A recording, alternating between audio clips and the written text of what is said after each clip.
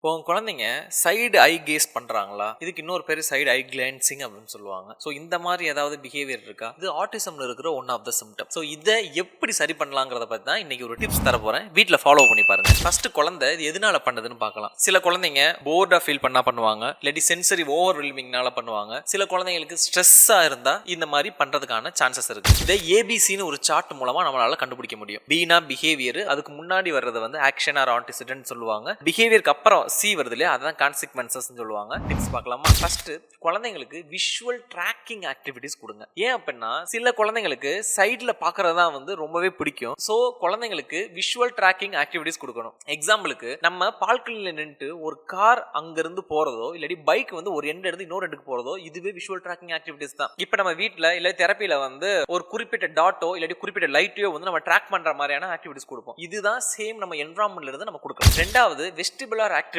தர்றது. குழந்தைங்களுக்கு ஆங்குலர் மூவ்மெண்ட்லயோ இல்லாட்டி லீனியர் மூவ்மெண்ட்டோ ஆக்டிவிட்டிஸ் கொடுக்கறப்ப குழந்தைங்களுக்கு சைடு ஐ கிளான்சிங் வந்து கம்மியாகிறதுக்கான சான்சஸ் இருக்கு. மூணாவது குழந்தைங்களுக்கு கலைடோஸ்கோப் கொடுக்கலாம். இது கொடுக்கறது மூலமா அந்த விஷுவல் ஸ்டிம்மிங் வந்து கம்மியாகிறதுக்கான சான்சஸ் இருக்கு. நாலாவது மேசஸ் ஆக்டிவிட்டி கொடுக்கலாம், மேட்சிங் ஆக்டிவிட்டி கொடுக்கலாம். சில குழந்தைங்க வந்து ஓவர் வெல்மிங்காவோ இல்லாட்டி ஸ்ட்ரெஸ்ஸாவோ ஃபீல் பண்ணாங்க அப்படின்னா ஸ்னூசல் ரூம் ஆர் மல்டி சென்சரி ரூம்ல குழந்தைங்களை ப்ளே பண்ண வைக்கும் போது இந்த குறிப்பிட்ட பிஹேவியர் கம்மியாகிறதுக்கான சான்சஸ் இருக்கு. சில குழந்தைங்களுக்கு ஃபிளிக்கரிங் லைட்ஸ் பிடிக்காது. சோ அதனால நம்ம குழந்தைங்களுக்கு ஒரு லைட் இருக்கிற மாதிரி டாய் வாங்கி கொடுத்து குழந்தைங்க அதை ஃபாலோ பண்ற மாதிரி ஆக்டிவிட்டிஸ் கொடுக்கறப்ப குழந்தைங்களுக்கு இந்த பிஹேவியர் வந்து கம்மியாகிறதுக்கான சான்சஸ் இருக்கு. எழுதும் போது லைட் எரியுற மாதிரி ஒரு பென் வாங்கி கொடுக்குறோம் அப்படின்னா குழந்தைங்க கலர் பண்ணும் போதோ எழுதும் போதோ தானாவே ரைட் டு லெஃப்ட் வந்து குழந்தைங்க வந்து ட்ராக் பண்ணுவாங்க. ஸோ இது மூலமா இந்த பிஹேவியர் கம்மியாகிறதுக்கான சான்சஸ் இருக்கு. இது இல்லாம இந்த பிஹேவியர் ரொம்பவே அக்ரெசிவா இருந்துச்சு அப்படின்னா ஒரு விஷன் தெரபிஸ்ட் கிட்ட இல்லாட்டி ஆப்தோமெட்ரிஸ்ட் கிட்ட சஜஷன் வாங்குறது ரொம்ப நல்லது. விஷன் தெரப்பி எடுக்கிறதும் ரொம்ப நல்லது. ஏன்னா அந்த விஷன் தெரப்பில பர்டிகுலரா இந்த சைடு ஐ கேசிங்க்கு நிறைய ஆக்டிவிட்டிஸ் டீச் பண்ணுவாங்க. ஸோ அப்போ வந்து இந்த சைடு ஐ கேசிங் வந்து கம்மியாகும். உங்களால் நான்,